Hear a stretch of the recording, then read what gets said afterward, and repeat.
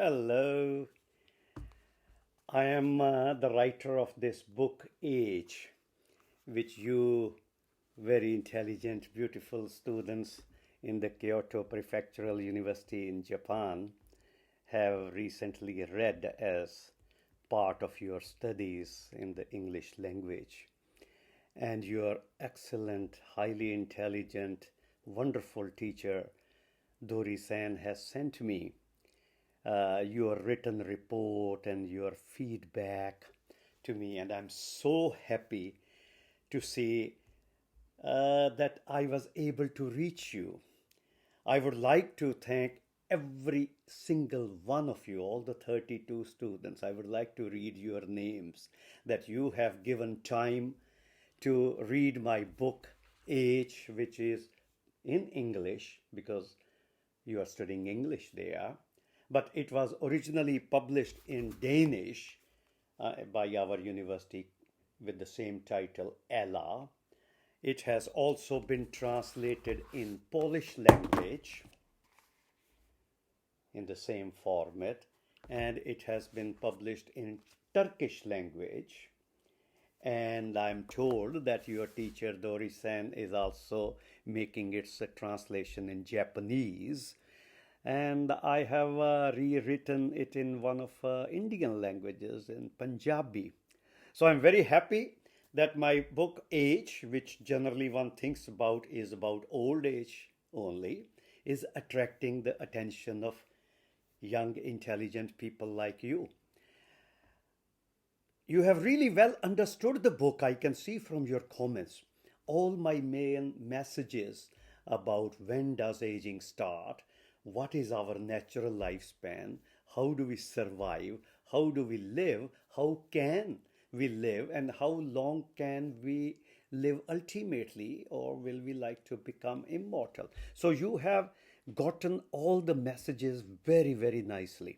And your summary report is wonderful. I am really impressed on that. And actually, some of you have, in a way, improved upon some of the sentences, the central theme which you all liked, that we are all born as copies, but we die as original. So one of you has written about that we are born as human species. We are born as a copy in the human species, but we die as an original human being. Wonderful. That's a great, great expansion or extension of that idea. I really love it.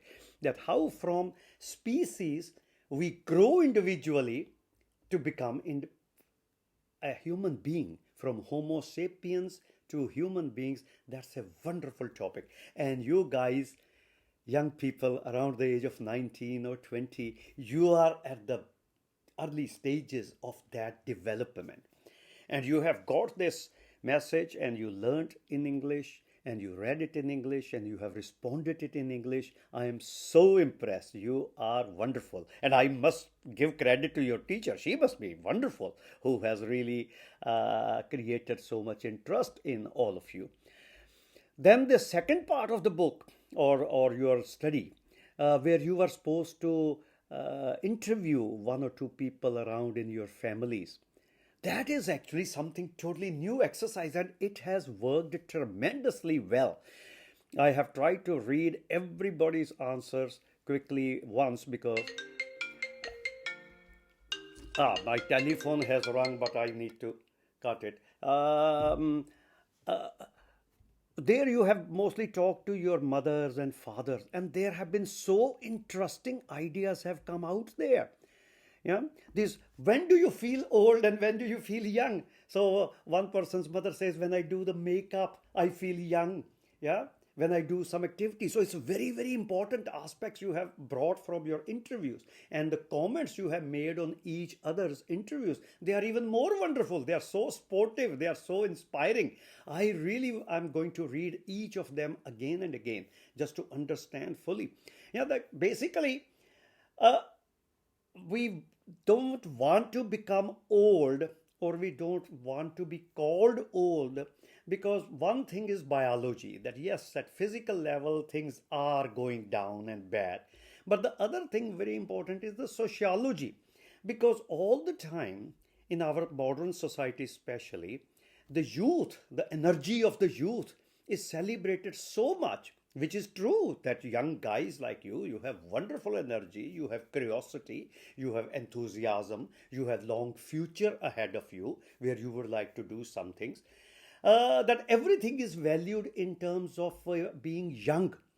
And then we forget that actually old age also brings a lot of new things with that. You not only become original, but we all become original in wonderful manner.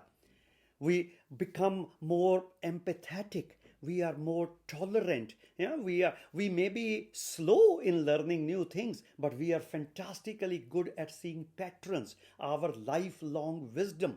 So how to combine this, how to give this message to your parents and to your grandparents, that if they ever become a bit sad about old age, that is the physical part which can be taken care of by medicine, by science, everything. But the social part needs to have the support of all generations to all generations. Just like when we are young people or we are children, we need the support of the old group of people. But when they become old, they need your support. You need to inspire them. You need to treat them as equal human beings. Yes, they are old. Economically, they are weaker, but they are not social burden. A lot of politicians and economics people will call old age as burden, which is terrible. They have worked for 40, 50, 60 years. So this, I am absolutely delighted that you got the central message from my book Age, which is part of your English language study. So I hope you also learned something fresh and new about English language from that. Yeah, there were lots of new ideas, there were lots of new terms, which I am absolutely sure that your teacher has explained to you. And you have taken the initiative to read, to think about it, to make interviews, to express yourself. What more a teacher wants, what more a scientist wants, what more a writer wants. So I am absolutely delighted to get all your responses from this class of 2021 2022 in Kyoto Prefectural University, Japan. And I wish you all the well in your studies, in every subject, in your age. Become original. You are on the way to becoming original, and enjoy the originality of the people around you. Okay?